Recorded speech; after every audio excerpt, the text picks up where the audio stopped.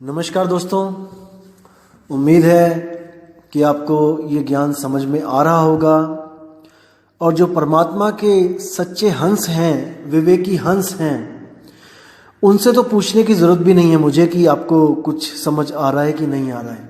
वो तो एक ही बार में समझ चुके हैं। लेकिन जो लोग अभी और दुविधा में हैं, क्योंकि पुराना जो रंग है ज़्यादा चढ़ा हुआ है, जो नकली संतों ने जो अच्छा घोल चढ़ा रखा है ऊपर रंगों का, वो उतरेगा दोस्तों। ऐसा नहीं है कि नहीं उतरेगा, वो धीरे धीरे उतरेगा। धीरे धीरे रे मना धीरे सब कुछ होए, और माली सींचे 100 घड़ा ऋतु आए फल होए। जरूर उतरेगा दोस्तों। आज आपको एक भजन सुनाने जा रहा हूं मैं मलूक दास जी का। जैसे आपको पता है, मलूक दास जी पहले कृष्ण जी के भगत थे और फिर कबीर साहब ने जब उनको दर्शन दिए, उनको अपनी शरण में लिया, तो मलूक दास जी ने अपने गुरु कबीर के लिए एक बहुत ही सुंदर भजन लिखा। तो पहले वो भजन सुनेंगे, उसके बाद मैं उसकी व्याख्या कर दूंगा। साहिब बंदगी। तो पता लगा कि भाई निज नाम भी कोई चीज है जो केवल और केवल सतगुरु कबीर साहब दे सकते हैं। तो भाव में आके क्या कहते हैं कि मैं बहुत से नाम जपता था, लेकिन जब से कबीर का नाम जपा। कबीर का नाम जपा का मतलब ये नहीं कि कबीर कबीर किया। कबीर भी तो 3 अक्षरों में आता है। उन्हीं 52 में कबीर भी आ जाता है, कबीर, उसमें भी होठ कंठ लग रहा है। कबीर के द्वारा नाम दिया गया, जब वो सिमरन मैंने किया तब मुझे आनंद आया। तो क्या बोलते हैं, जपोरे मन केवल नाम कबीर। ये जो कबीर साहब नाम देते हैं उसका सिमरन करना है।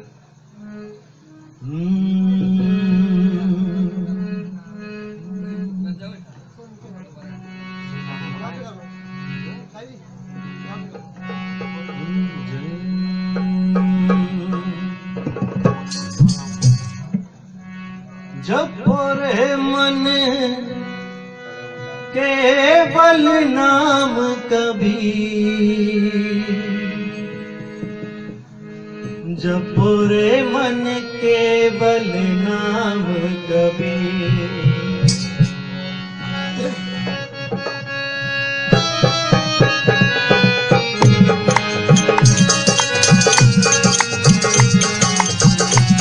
जपोरे मन केवल नाम कबीर, जपोरे मन केवल नाम कबीर, जपोरे मन केवल नाम कबीर, जपोरे मन केवल नाम कबीर, जपोरे मन साहिब नाम कबीर, जपोरे मन साहिब नाम कबीर, जपोरे मन केवल नाम कबीर, जपोरे मन केवल नाम कबीर।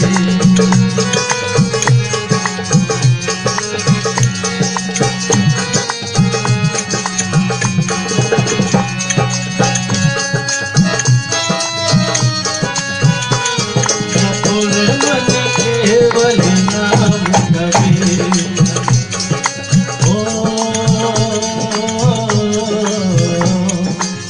सत्यलोक से चल कर आए, सत्यलोक से चल कर आए, काट नियम जन जीरो सतगुरु, काट नियम जन जी। सब हंसों की अरे जी सतगुरु हो, सब हंसों की अरे जी सतगुरु, देव लगाओ जी। जपोरे मन केवल नाम कबीर, जपोरे मन केवल नाम कबीर, जपोरे मन केवल नाम कबीर, जपोरे मन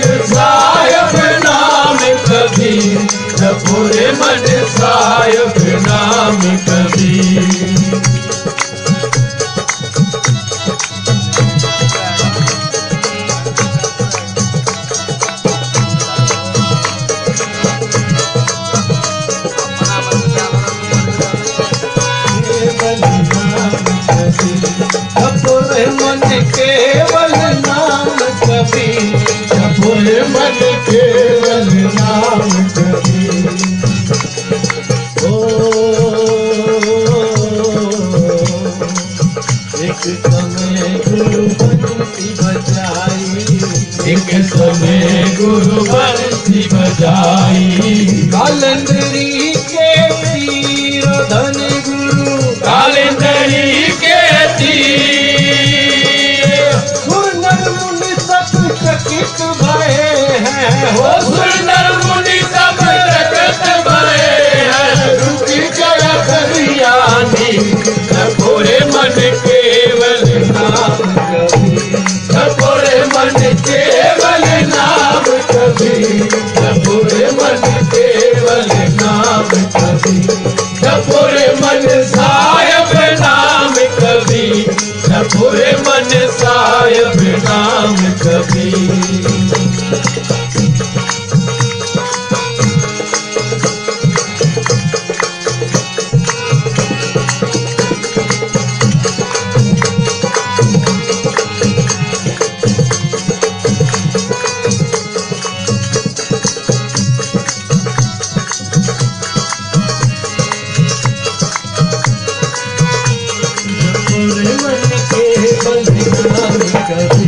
जपो रे मन केवल नाम कबीर, जपो रे मन केवल नाम कबीर।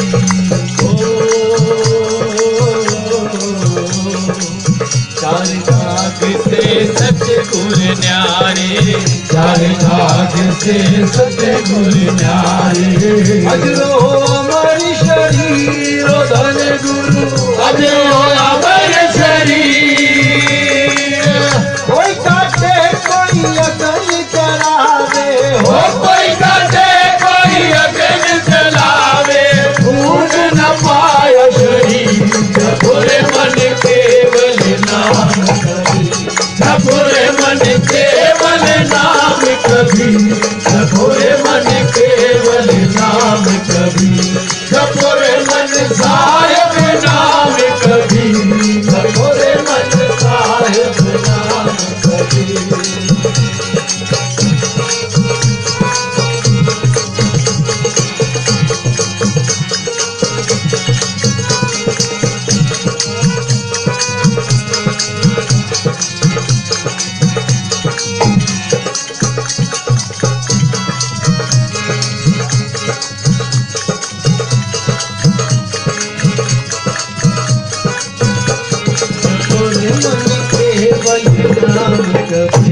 जपो रे मन केवल नाम कबीर, जपो रे मन केवल नाम कबीर।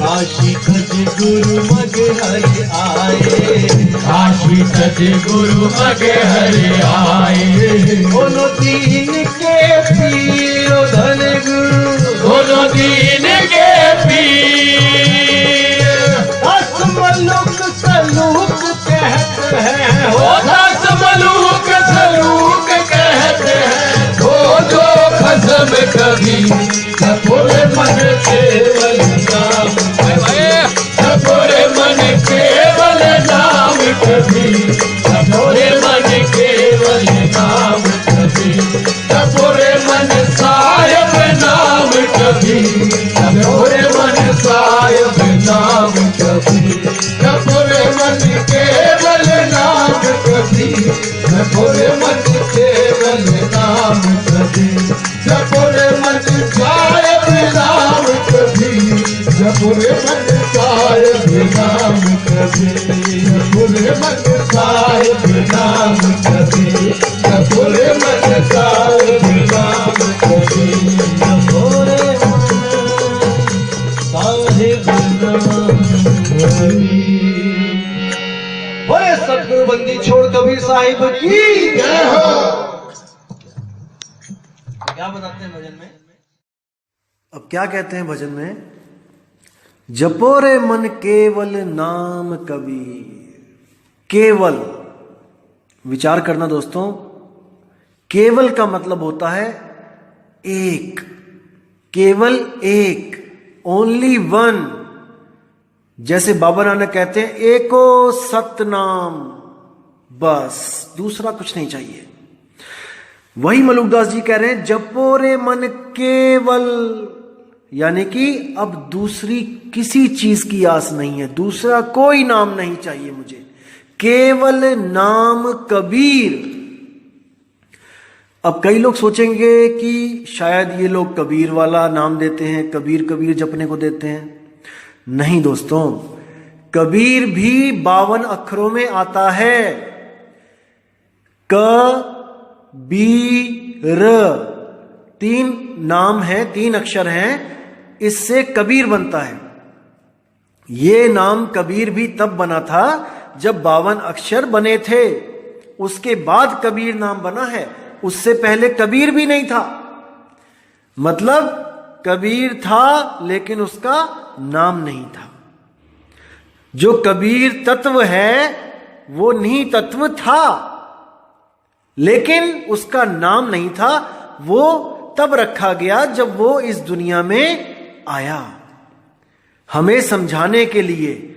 तो इस दुनिया की जो रीत है कि कोई भी आदमी पैदा होगा या कोई भी नई चीज हमें दिखाई देगी तो सबसे पहले हम उसका नामकरण करेंगे, ताकि हम उसको एक अलग हस्ती देकर उसको भी इस दुनिया में उसको अस्तित्व देंगे, ताकि वो भी एग्जिस्ट कर सके इस दुनिया में। और हमें कोई भी नया बंदा मिलता है, सबसे पहले हम यही पूछते हैं, भैया तुम्हारा नाम क्या है? तो कबीर साहब जब यहां पे आए तो उनको भी पता था कि उनसे उनका नाम पूछा जाएगा, तो उन्होंने अपना नाम रखा कबीर। लेकिन वो ये कह के नहीं गए कि मेरा नाम जपना है आप लोग ने, बिल्कुल नहीं। साहिब कहते हैं मुख से कहे कबीर कबीर, तो ना कटे काल की पीर। नाम हमारा सब जग लेता, भेद हमारा कोई न कहता। मेरा भेद पावेगा सोई, और जिसका सतगुरु पूरा होई। जो उस कबीर का भेद बता दे वही गुरु पूर्ण है, वरना सब 52 अक्षर के पुजारी हैं। अब क्या कहते हैं? सतलोक से चलकर आए काटन यम जंजीर, सब हंसों की अर्जी सतगुरु। केव लगाओ तीर, जपो रे मन केवल नाम कबीर। कहते हैं सत्यलोक से चलकर आए, यानी कि अपने निज स्वरूप को छोड़कर वो हमें समझाने के लिए आए। उस सत्य स्वरूप से इस देह स्वरूप में आए, वो हमारी खातिर। सत्यलोक से चलकर आए काटन यम जंजीर, इस मन और माया की कैद से इस जीवात्मा को छुड़ाने के लिए आए। सब हंसों की अर्जी सतगुरु, और खेव लगाओ तीर, उस मेरी किश्ती को खेव के पार कर दो सतगुरु। सब हंसों की अर्जी, सब हंस अर्जी कर रहे हैं। हंस का मतलब यह नहीं कि कोई कहे बगुले जैसा हंस। हंस का मतलब वो शुद्ध आत्माएं जो गलती से इस लोक में आके फंस गई, अपने स्वरूप को भूल गई और इस 3 लोक में आकर मन माया के साथ लिप्त हो गई। अब जो विवेकी हंस है वो अरदास कर रहे हैं कि हे मेरे गुरु, मुझे दोबारा मेरा वही रूप दिलवा दो, मेरे रूप का भेद बता दो, ताकि मैं दोबारा उस सत्य स्वरूप में स्थित हो जाऊं, जन्म मरण से बच जाऊं। तो आगे क्या कहते हैं? एक समय गुरु बंसी बजाई कालिंद्री के तीर, सुर नर मुनि सब थकित भये और रुक गया दरिया नीर। मतलब ये जो बात है ये भेद की बात है। इसका मतलब ये नहीं कि उन्होंने कोई बांसुरी बजाई थी कालिंद्री यमुना के किनारे और बांसुरी की आवाज सुनकर सुर नर मुनि सब थक गए, बिल्कुल गलत। एक समय गुरु बंसी बजाई, यानी कि कबीर साहब ने जो उनको शब्द दिया था, जब वो शब्द प्रकट हुआ, वो धुन प्रकट हुई, वो अखंड ध्वनि जब प्रकट हुई, काल इंद्री के तीर, यानी कि काल और इंद्री यानी कि ये 3 लोक, 10 इंद्रियां और मन, काल, इससे परे। क्योंकि कई लोग कहते हैं कि वो शब्द तो इंद्रियों का विषय है, सुनना उसको। नहीं दोस्तों, जो इंद्रियों का विषय है वो अनहद शब्द है, सार शब्द नहीं है। जो इस शब्द की बात चल रही है ये कालेंद्री के तीर, यानी कि काल, मन और इंद्रियों से परे की बात चल रही है। ये सांकेतिक ज्ञान है, ये गुप्त ज्ञान है। अब कहते हैं सुर नर मुनि सब थकित भय हैं, यानी कि सुर नर मुनि थक गए हैं। यानी मतलब कि जो अवस्था मुझे मिल गई है, सुर नर मुनि थक गए तपस्या कर करके, उनको नहीं मिला वो जो मुझे मिल गया। और रुक गया दरिया नीर, इसका मतलब क्या है सांकेतिक, कि समय भी रुक गया। दरिया नीर कभी नहीं रुक सकता, लेकिन वो भी रुक गया, यानी समय से पार चला गया, मैं अकाल में चला गया। अब वहां पर समय नाम की कोई चीज नहीं है। दोस्तों, जहां पर भी समय है वो काल की हद में है, इसीलिए उसको अकाल बोला है, यानी कि कालों से परे। काल यानी समय भी उसका कुछ नहीं बिगाड़ सकता, और ये आत्मा स्वयं काल से परे है, यानी कि समय से परे है। ना तो ये कभी पैदा हुई और ना ही इसका कभी अंत होगा। ये आत्मदेव अजन्मा है, इसको गांठ बांध लो आप लोग। जब तक ये चीज आपके दिमाग में नहीं गई, जब तक आप इस ज्ञान को नहीं समझ पाओगे। आत्मदेव अजन्मा है, अजन्मा, इसको किसी ने पैदा नहीं किया है। अजूनी सैभंग, सैभंग यानी स्वयं से पैदा होने वाला। तो यहां पे इशारे इशारे में बता रहे हैं कि सब कुछ थम गया, रुक गया, हर चीज रुक गई, मेरी उम्र भी रुक गई। यानी कि मैं उस अवस्था को प्राप्त हो गया कि अब मेरी उम्र इतनी हो गई जिसका कोई अंत ही नहीं है। तो आगे क्या बोलते हैं, काशी तज गुरु मगहर आए दोनों दीन के पीर, और कोई गाड़े कोई अग्नि जरावे ढूंढ न पाया शरीर। यानी उस समय ये रीति चल रही थी कि अगर किसी को लगे कि मेरी मौत आने वाली है, मैं बूढ़ा हो गया हूं, बुजुर्ग हो गया हूं, तो वो अपना सारा बोरिया बिस्तरा उठाकर काशी को चले जाते थे, ताकि हम काशी में मरे और हमें स्वर्ग की प्राप्ति हो, जैसे ब्राह्मणों ने पढ़ा रखा था। लेकिन कबीर साहब ने क्या किया, बिल्कुल उल्टा। काशी तज गुरु मगहर आए, काशी को छोड़कर जब कबीर साहब ने देखा कि अब मुझे जाना चाहिए, यहां से काफी उम्र हो गई है, तो वो मगहर की तरफ चले गए और उन्होंने उस रीति रिवाज का खंडन कर दिया। लोगों को जाते जाते इस भ्रम से निकाल दिया कि अगर किसी खास जगह में आप मरते हो तो इसका मतलब ये नहीं है कि आपको स्वर्ग मिलेगा। स्वर्ग आपके कर्मों के द्वारा मिलेगा, कौन कौन से कर्म किए हैं आपने, उसके हिसाब से मिलेगा। कहते दोनों दीन के पीर, जब कबीर साहब मगहर गए तो दोनों दीन, हिंदू मुसलमान दोनों आए उनसे अंतिम दर्शन करने के लिए उनके। लेकिन क्या हुआ, वहां पे झगड़ा हो गया कि हिंदू कहते हैं हम जलाएंगे, मुसलमान कहते हैं हम दफनाएंगे गुरु जी को, क्योंकि दोनों धर्मों के गुरु थे वो। तो कहते कोई गाड़े कोई अग्नि जरावे ढूंढ ना पाया शरीर, वो उनको नहीं मिले। जब कबीर साहब ने दोनों जो समुदाय थे उनको अंतिम दर्शन दिए तो वो झोपड़ी में चले गए और वहां पे चादर तान ली, चादर ओढ़ ली। तो बाहर झगड़ा होने लग गया कि हम जलाएंगे हम दफनाएंगे। उस वक्त आकाशवाणी हुई कि खोलो पर्दा है नहीं मुर्दा, मिथ्या युद्ध कर डाला, ए मूर्ख नादाना तुमने हमें नहीं पहचाना।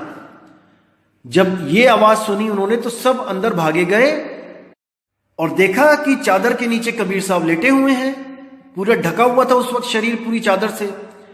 तो उन्होंने जब चादर उठाई तो वहां पर क्या देखा उन्होंने कि कोई लाश ही नहीं है, कोई शरीर नहीं यहां पे, और फूल ही फूल पड़े हुए थे। तो यानी जाते जाते भी हिंदू मुसलमान का झगड़ा उन्होंने खत्म किया और उन दोनों ने आधे आधे फूल बांट के अपना मंदिर और अपनी मस्जिद उसी स्थान पे बनाई। आज भी अगर आप जाओगे मगहर में तो वो आपको साक्षात वहां पर मंदिर मस्जिद दिखाई देगा। ये कोई किताबी बातें नहीं है। उस वक्त 60,000 शिष्यों के बीच में वो मंदिर और मस्जिद बनाया गया था। ये प्रमाणित है। तो आगे क्या कहते हैं? 4 दाग से सतगुरु न्यारे, अजरो अमर शरीर, दास मलूक सलूक कहते हैं, खोजो खसम कबीर। यानी 4 दाग से सतगुरु न्यारे। 4 दाग कौन से हैं? सबसे पहला दाग है जन्मना, दूसरा दाग है भोजन करना, तीसरा दाग है स्त्री के साथ विवाह करना, और चौथा दाग है मृत्यु को प्राप्त हो जाना। इन 4 दागों से सतगुरु कबीर साहब न्यारे थे। 4 दाग से सतगुरु न्यारे, अजरो अमर शरीर। यानी कि उनका जो शरीर था, जो केवल देखने में लग रहा था कि एक इंसान की तरह है, जो हमें समझाने के लिए उन्होंने धारण किया था, वो भी अजरो अमर था। शेख तकी के कहने पे 52 बार उनके शरीर को खत्म करने के लिए उन पे प्रहार किए गए, लेकिन कोई कुछ नहीं बिगाड़ पाया। तो कहते हैं 4 दाग से सतगुरु न्यारे, अजरो अमर शरीर, दास मलूक सलूक कहते हैं, अरे खोजो खसम कबीर, जपो रे मन केवल नाम कबीर। कि अगर कोई खसम है हमारा, खसम का मतलब ये नहीं कि वो मेरा पति है, कहने का मतलब कि जैसे एक पति अपनी पत्नी की रक्षा करता है, जैसे जब सीता का हरण हुआ तो उसका पिता नहीं आया रक्षा करने के लिए, उसका ससुर नहीं आया रक्षा करने के लिए, उसके भाई बहन नहीं आए रक्षा करने के लिए, श्री राम को जाना पड़ा। तो खसम ही रक्षा करता है। इसी तरह कहते हैं खोजो खसम कबीर, यानी कि ऐसा खसम बना लो, ऐसे संत की शरण में चले जाओ, ऐसा सतगुरु कर लो जो तुम्हें बचा ले। और इस अखिल ब्रह्मांड में नजर घुमा के देख लो, सतगुरु कबीर साहब के अलावा हर संत आपको ब्रह्म तक ले जा सकता है, शून्य तक ले जा सकता है, उसके आगे कोई नहीं जा सकता। क्योंकि जन्म मरण में आकर सब के सब अपने स्वरूप को भूल गए। इसलिए कबीर साहब को हर युग में बार बार यहां पर चेताने के लिए आना पड़ रहा है। लेकिन हम ऐसे मूर्ख हैं जो उनकी बातों को समझते नहीं हैं और फिर इसी 84 के चक्कर में चले जाते हैं। तो दोस्तों, इस बार पूरा दिमाग लगा देना है, पूरा विवेक लगा दो। मैं कहता हूं हर चीज, बाल की खाल निकाल दो, लेकिन इस जन्म में हमने मुक्त होना है जीते जी। मर के नहीं देखी किसी ने मुक्ति, जीते जी मुक्त होना है। और जो जीते जी मुक्त नहीं हो पाया, मुझे दुख के साथ कहना पड़ेगा कि उसको अगला जन्म लेना ही पड़ेगा, कोई दूसरी ऑप्शन नहीं है। ये पंथ कबीर साहब का जो है, इसमें जीते जी मुक्ति दिलवाई जाती है, इसमें मरने के बाद की आस नहीं लगवाई जाती। इसी जन्म में मुक्त होना है, अपने स्वरूप को जानना है, उस स्वरूप में स्थित होना है और सहजता के साथ अंत समय में इस शरीर को कपड़े की तरह उतार देना है। बस इतना ही करना है और कुछ नहीं, कोई जंतर नहीं, कोई मंत्र नहीं, कोई तंत्र नहीं। तो दोस्तों, उम्मीद करता हूं आपको ये भजन भी अच्छा लगा होगा और इसकी व्याख्या भी आपके समझ में आई होगी। बहुत जल्दी मिलेंगे दोस्तों अगली ऑडियो के साथ। तब तक के लिए साहिब बंदगी, सतनाम, जय गुरु बंदी छोड़ वैराग साहिब, जय गुरु बंदी छोड़ मदन साहिब, जय जय गुरु बंदी छोड़ सतगुरु सत्य कबीर साहिब की सदा ही जय हो। साहिब बंदगी, सतनाम।